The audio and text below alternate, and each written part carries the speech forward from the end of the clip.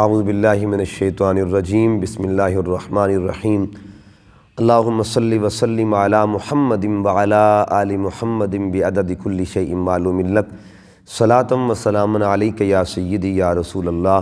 معزز سامعین و ناظرین، رجوع الی القرآن کے سلسلہ میں 30 پاروں کے خلاصہ کے حوالہ سے آج ہم پارہ نمبر 9 کا تذکرہ کریں گے۔ پارہ نمبر 9 میں 2 صورتیں موجود ہیں۔ سورہ اعراف کی 119 آیات ہیں اور سورہ انفال کی 40 آیتیں ہیں۔ پارے کا آغاز جو ہے وہ یوں ہوتا ہے، وقال الملأ الذین استکبروا من قومہ لنخرجنک۔ اس کے آغاز میں دعوت حق میں مشکلات کا جو ذکر آتا ہے کہ دعوت حق میں مشکلات کس طرح کی آتی ہیں، اور یہ بتایا گیا ہے کہ دعوت دین میں، دعوت حق میں سب سے بڑی مشکل جو ہوتی ہے، رکاوٹ جو ہوتی ہے، وہ طاقتور طبقہ ہوتا ہے۔ طاقتور طبقہ کبھی نہیں چاہتا کہ ہمارے مفادات کو خطرہ ملے، چونکہ حق جہاں بھی آتا ہے وہاں باطل کو خطرہ ہوتا ہے، اور طاقتور طبقے کے مفادات کو خطرہ دعوت حق سے لازم ہوا کرتا ہے۔ اس لیے جو بڑے بڑے، جس کو ملأ کہا گیا، وقال الملأ، تو ملا سرداروں کو کہا گیا جو دعوت حق میں رکاوٹ۔ یہی وجہ ہے کہ نبی کریم صلی اللہ علیہ وسلم کی ذات طیبہ ایک دن تشریف فرما ہے تو قریش کے کچھ بڑے سردار آئے، خاندان، اس قبیلے کے خاندان کے سردار آتے ہیں، اور انہوں نے یہ مشرکین نے کہا کہ اے محمد صلی اللہ علیہ وسلم، ہم آپ کا کلمہ پڑھ لیں گے لیکن ہماری کچھ ڈیمانڈز ہیں۔ ہماری ڈیمانڈز یہ ہیں کہ اپنے قریب سے بلال کو اٹھا دیں، صہیب رومی کو اٹھا دیں، سلمان فارسی کو اٹھا دیں، یہ لوگ ہمارا لیول نہیں ہے کہ ان کے ساتھ بیٹھا جائے۔ تو اس وقت اللہ رب العزت نے قرآن اتارا، فرمایا حبیب ان کو فرما دیجئے کہ انہوں نے کلمہ نہیں پڑھنا نہ پڑھیں، لیکن بلال کو نہیں چھوڑ سکتا میں صہیب رومی کو نہیں چھوڑ سکتا۔ تو دعوت حق میں ہمیشہ رکاوٹ جو ہوتا ہے وہ طاقتور طبقہ ہوا کرتا ہے، سردار ہوا کرتے ہیں۔ یہاں جو 2 طرح کے افکار کا بھی ذکر ہے، دعوت کے نتیجے میں جو 2 طرح کی افکار سامنے آتے ہیں۔ ایک وہ طبقہ ہے جو تعمیل والے ہوتے ہیں، اور ایک وہ طبقہ ہے جو تکذیب والے ہوتے ہیں۔ ہمیشہ حق کو قبول کرنے میں اس طبقے نے پہل کی ہے جو ظاہراً غریب ہوتا ہے، پسماندہ طبقہ ہوتا ہے، اور ہمیشہ رکاوٹ وہی بنا ہے جو طاقتور طبقہ ہوا کرتا ہے۔ حضرت شعیب علیہ السلام کی قوم کے سرداروں کے تکبرانہ رویوں کا ذکر بھی اسی پارے میں ہے۔ دعوت انبیاء کے 3 پہلوؤں کا ذکر بھی اس پارے میں ہے، اور وہ پہلو کیا ہے؟ حضرت موسیٰ علیہ السلام نے جو دعوت دی تھی، اسی کے پس منظر میں اگر دیکھا جائے اور بھی انبیاء کرام جو دعوت دیا کرتے تھے، تو دعوت میں 3 طرح کی چیزیں سامنے آتی ہیں جو دعوت کے مراحل بھی کہلاتے ہیں، تو دعوت کی عناصر بھی کہلاتے ہیں، ٹھیک ہے نا جی۔ ایک مرحلہ وہ ہے جس کو خاندان کہتے ہیں، یعنی خاندان کو دعوت دینا۔ دوسرا مرحلہ ہے جو قوم کو دعوت دی جاتی ہے۔ تیسرے مرحلہ میں سلاطین کو دعوت دی جاتی ہے۔ خاندان کو دعوت دینا، قوم کو دعوت دینا، اور سلاطین وقت کو دعوت دینا۔ یہ آقا دو جہاں صلی اللہ علیہ وسلم کی بھی سنت پاک ہے۔ فَأَنذِرْ عَشِيرَتَكَ الْأَقْرَبِينَ، حضور نے سب سے پہلے اپنی فیملی ممبر سے دعوت کا آغاز کیا، پھر قوم کو دعوت دی۔ یعنی آپ دیکھیں نا تاریخ میں کہ سیدہ خدیجۃ الکبریٰ حضور کی فیملی کا حصہ ہے، تو آپ کلمہ پڑھ کے مسلمان ہوتی ہیں۔ حضرت مولا کائنات آپ کے فیملی ممبرز تھے، کلمہ پڑھ کے مسلمان یعنی انہوں نے کلمہ سب سے پہلے پڑھا۔ تو یہ پیغام مل رہا ہے کہ دعوت جو ہے اس کا آغاز گھر سے کیا جائے، پھر آپ نے قوم کو دعوت دی، پھر آپ نے خطوط لکھے۔ یہی فکر ابراہیم علیہ السلام بھی تھی۔ ابراہیم علیہ السلام نے اپنی فیملی میں سے آزر کو دعوت دی، آپ نے اپنی قوم کو دعوت دی جس کا ذکر 17ویں پارے کے اندر موجود ہے، پھر آپ نے نمرود کے دربار میں جا کر بھی دعوت دی تھی۔ جو دعوت کے 3 مراحل ہیں۔ حضرت موسیٰ علیہ السلام کا طویل ذکر ہے پارہ نمبر 9 میں، اور یہ ذکر 8 رکوعوں پر مشتمل ہے۔ جادوگروں کے کمالات کا بھی ذکر ہے، اور ان کے کمالات پر غلبہ کمال موسوی کا بھی ذکر ہے۔ یعنی اس حضرت موسیٰ علیہ السلام کا جو معجزہ تھا وہ تمام تر کمالات پہ غالب آ گیا۔ اس دور میں جادو جو تھا وہ بڑا عام تھا حضرت موسیٰ علیہ السلام کے دور میں، اور بطور یہ مثلا ڈیفینسو یعنی ایک ذریعہ تھا، سورس تھا، ڈیفینسو سورس تھا، یعنی دفاعی سبب تھا، یعنی ہتھیار تھا اس وقت۔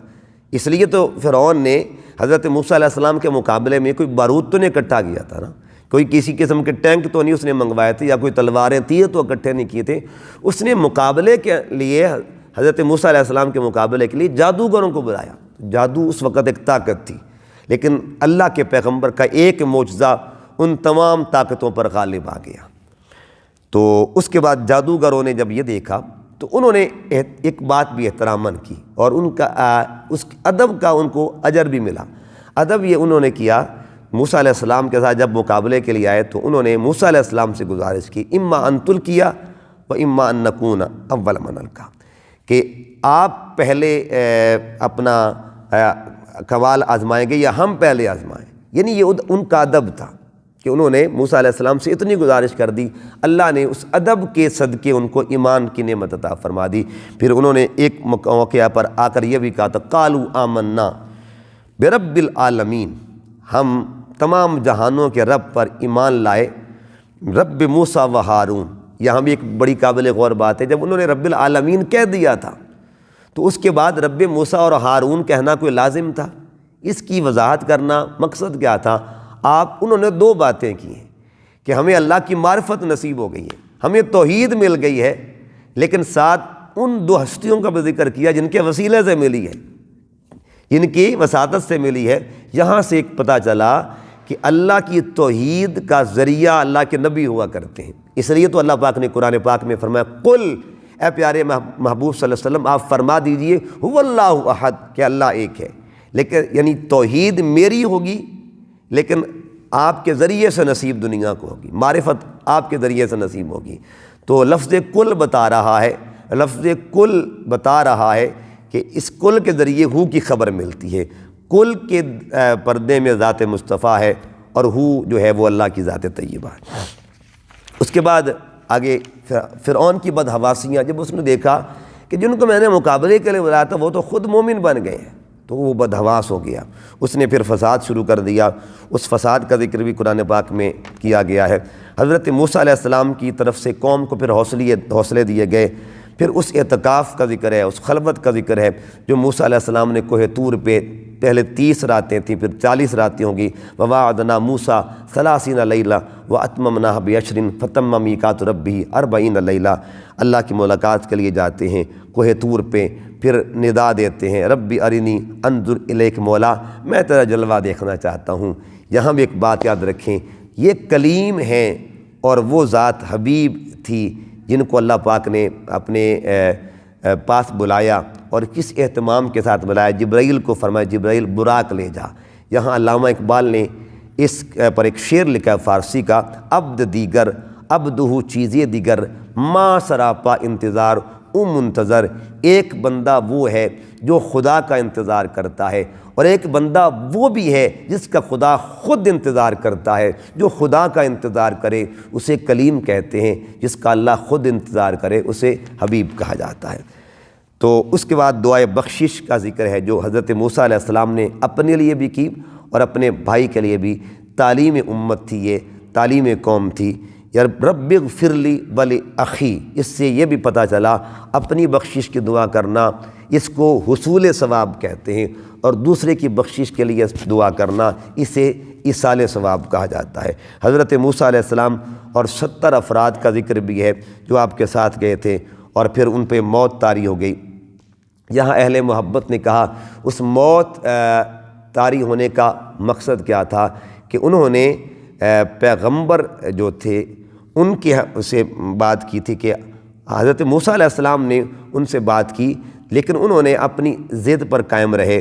تو چونکہ موسیٰ علیہ السلام کی ذات طیبہ جو تھی ان کے حوالے سے ان سے تھوڑا سا معاملہ ہو گیا، تو اللہ نے ان پہ وقتی طور پر پھر اللہ نے ان 70 افراد کو زندگی بھی عطا فرمائی۔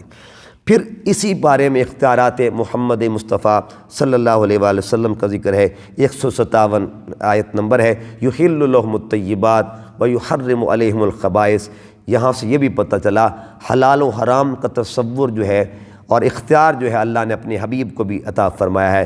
جس کو چاہے سرکار حلال فرما دیں اور جس کو چاہے میرے آقا حرام فرما دیں۔ اختیار محمدی صلی اللہ علیہ وسلم میں جو ہم مچھلی کھاتے ہیں یا جو ٹڈی ہوتی ہے، اس کے کھانے کے پیچھے بھی حضور علیہ السلام کا اختیار جو ہے۔ آقا علیہ السلام نے یہ مچھلی جو ہے وہ تو مردار ہوتی ہے نا، لیکن حضور علیہ السلام نے اس کو حلال فرما دیا ہے۔ حدیث رسول سے اس کے حلال کا تصور ملتا ہے۔ ویسے عمومی طور عام طور پہ مردار کو حرام قرار دیا گیا ہے۔ معجزات کلیم کا ذکر ہے، وعدہ الست کا ذکر ہے۔ جب اللہ نے ارواح سے وعدہ لیا تھا الست بربکم قالوا بلا، تو سب روحوں نے کہا تھا مولا کیوں نہیں تو ہی ہمارا رب ہے۔ اور اس پر حضرت امام جلال الدین سیوطی رحمۃ اللہ علیہ وہ فرماتے عالم ارواح میں جب اللہ نے پوچھا تھا الست بربکم، تو سب روحوں نے جب قالوا بلا کہا تھا، ان سے پہلے بھی کسی نے بلا کہا تھا۔ فرماتے عالم ارواح میں بھی روح محمد مصطفیٰ صلی اللہ علیہ وسلم معلم ارواح تھی، یعنی بلا سب سے پہلے روح مصطفیٰ نے کہا تھا۔ اس کے بعد ایمان کے بغیر جسم کے مردہ پن کا ذکر ہے، عقیدہ توحید کا تذکرہ ہے، معبودان باطلہ کا رد کا ذکر کیا گیا ہے۔ سورہ انفال پھر اس کے بعد آتی ہے، اس میں مال غنیمت اور مال فے کا تذکرہ ہے۔ مال غنیمت اس مال کو کہا جاتا ہے جو جنگ جیتنے کے بعد قبضے میں آتا ہے، اور مال فے اس مال کو کہتے ہیں جب دشمن سرنڈر کر دیتا ہے، ہتھیار پھینک دیتا ہے، پھر وہ جو مال ہوتا ہے اسے مال فے کہا جاتا ہے۔ اسی صورت میں ذکر الہی کا ذکر ہے، تلاوت قرآن پاک کا ذکر ہے، اور سماعت قرآن پہ جو وجدانی کیفیت ہے اس کا ذکر ہے۔ پھر اللہ رسول کے اذکار کا ذکر جو اکٹھا ذکر ہوتا ہے، اور اس میں نسبت شاک ہے، شاک اللہ و رسول اس میں اکٹھا ذکر ہے، نسبت اطاعت میں اکٹھا ذکر ہے، نسبت دعوت یا ایھا الذین آمنوا استجیبوا للہ وللرسول اس میں اکٹھا ذکر ہے۔ یہاں ایک اور جو بات قابل غور قرب افعال جو ہے اس کا تذکرہ ہے کہ فعل حضور علیہ السلام کر رہے ہیں، لیکن اللہ اس کی نسبت اپنی طرف فرما رہا ہے، وما رمیت اذ رمیت ولکن اللہ رما۔ جب حضور علیہ السلام کنکریاں پھینکتے ہیں تو اللہ رب العزت نے فرمایا محبوب وہ آپ نے تو نہیں پھینکی، وہ تو اللہ نے پھینکی تھی۔ اس کو قرب افعال کا درجہ کہا جاتا ہے، یعنی اللہ رب العزت نے اپنے محبوب کے ساتھ جو قرب ہے اللہ کا اس کا اظہار فرمایا ہے۔ اس کے بعد آخر پر آقا علیہ السلام کے فیضان کرم کا ذکر ہے اور رفع عذاب کا۔ اللہ فرماتا ہے ما کان اللہ لیعذبہم وانت فیہم، حبیب ہم ان کو عذاب کیسے دے سکتے ہیں چونکہ آپ ان کے اندر موجود ہیں۔ جب سے حضور علیہ السلام کی ذات طیبہ جلوہ گر ہوئی ہے، اللہ نے شکلیں بدلنا بند کر دی ہیں۔ شکلیں جو مسخ ہوتی تھی پہلی امتوں میں، اللہ نے وہ شکلیں اب نہیں بدلیں۔ اس کی وجہ کیا ہے؟ نسبت مصطفیٰ ہے، برکت مصطفیٰ صلی اللہ علیہ وسلم ہے۔ اعظم چشتی صاحب کہا کرتے تھے شکلیں ہی بگڑ جائیں، گنہگاروں کی اعظم چھن جائے اگر آج ہی فیضان محمد۔ اگر آج ہماری شکلیں سلامت ہے تو یہ بھی برکت حضور علیہ السلام کی ذات طیبہ کی ہے، ورنہ پچھلی امتیں جب گناہ کرتی تھیں ان کی شکلیں اللہ بدل دیا کرتا تھا۔ آج ہمارے پاس پاپ بھی ہیں، جرم بھی ہیں، گناہ بھی ہیں، عیب بھی ہیں، ہمارے پاس پلندے ہیں گناہوں کے، لیکن اللہ شکلیں کیوں نہیں بدل رہا؟ یہ کس کا صدقہ ہے؟ یہ کس کی برکت ہے؟ ایک ہی جواب ہے، یہ برکت حضور علیہ السلام کی آمد پاک کی ہے۔ جب سے حضور کی آمد ہوئی ہے اللہ پاک نے امت پہ کرم کر دیا ہے، ان کی شکلیں اللہ نے سلامت رکھی ہوئی ہیں۔ تو ہماری شکلیں آمد مصطفیٰ کا صدقہ ہے، ہمارے چہروں کی سلامتی حضور کی آمد کی برکت سے۔ اللہ تعالیٰ کی بارگاہ میں دعا کرتے ہیں اللہ تعالیٰ پارہ نمبر 9 کے مضامین جو بیان کیے انہیں قبول فرمائے۔ وما علیہ الا البلاغ المبین۔